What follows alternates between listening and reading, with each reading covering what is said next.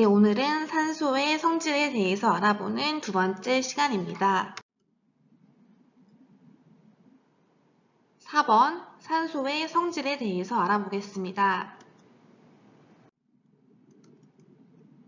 산소의 대표적인 성질 세 가지를 알아보겠습니다. 산소는 색깔이 없는 무색의 기체입니다.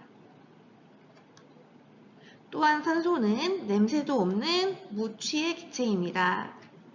무색 무취의 기체여서 지난 시간에 산소가 있는지 눈치를 못 챘던 것을 기억하죠.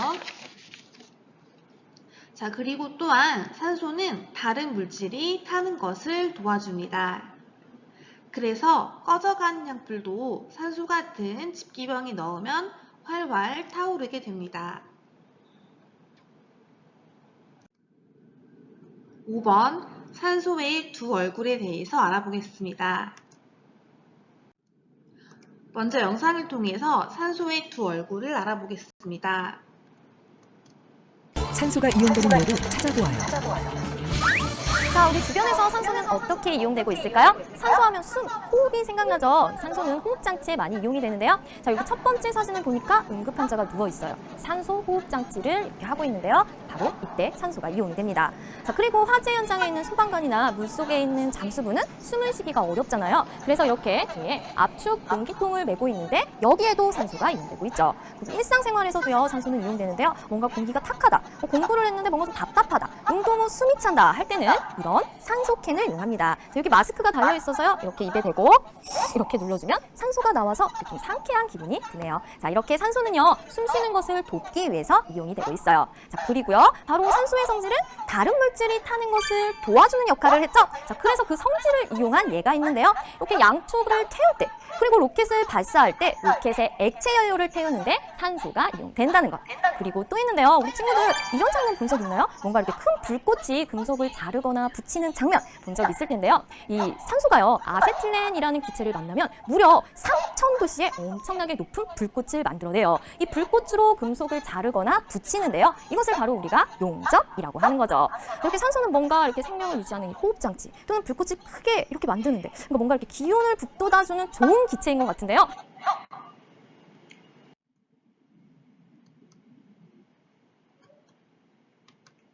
자, 첫 번째 산소는 숨을 쉬게 합니다. 산소는 생명체가 살아가기 위해서 반드시 필요한 기체입니다. 그래서 산소가 부족한 사람이나 장소에서 호흡을 도와주는 장치로 사용됩니다. 요즘은 일상생활에서 공기가 탁하거나 숨이 차일 때 이용할 수 있도록 산소를 캔에 넣어서 파는 제품이 판매되고 있습니다. 쇼핑몰에서 산소 캔을 검색하면 많은 제품을 쉽게 살 수 있습니다. 다음으로 산소는 물질이 잘 타도록 도와줍니다. 그래서 높은 열을 내면서 발사되는 로켓의 연료로 이용되고 있습니다.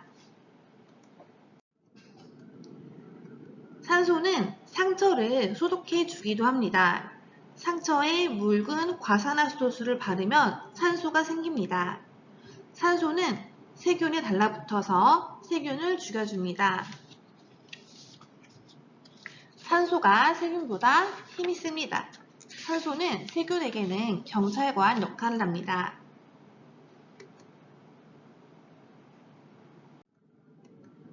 산소는 비싼 명화도 살려낸답니다. 명화를 뒤엎은 검은 그을음에 산소를 쏘아주면 산소가 그을음을 공기 중으로 날려버리게 합니다. 이와 관련된 영상을 시청할 수 있도록 주소를 댓글에 달아두겠습니다. 꼭 시청해보세요.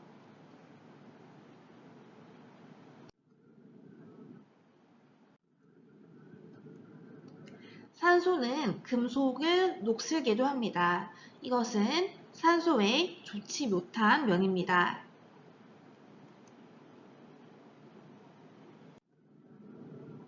6. 공기 중에 산소가 지금보다 많아지면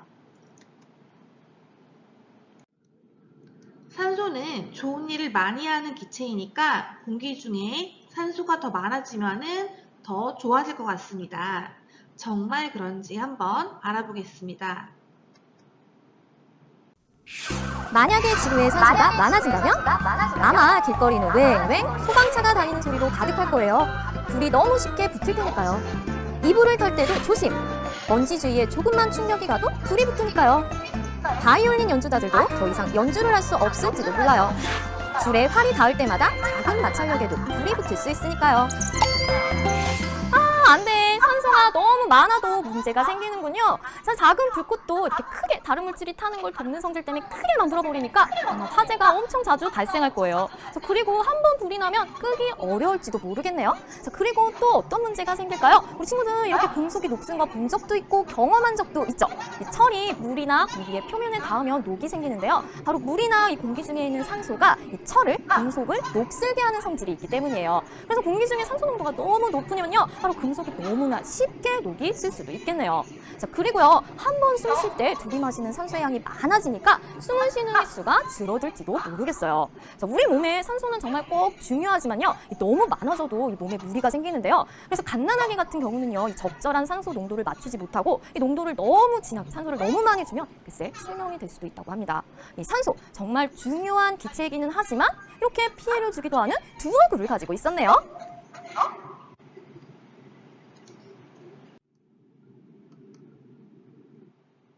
자, 만약 지구 산소 농도가 2배가 되면은 어떻게 될지에 대해서 영상으로도 시청해 보겠습니다. 자, 이것 또한 댓글에 주소를 달아둘 테니 꼭 시청해 주시길 바랍니다.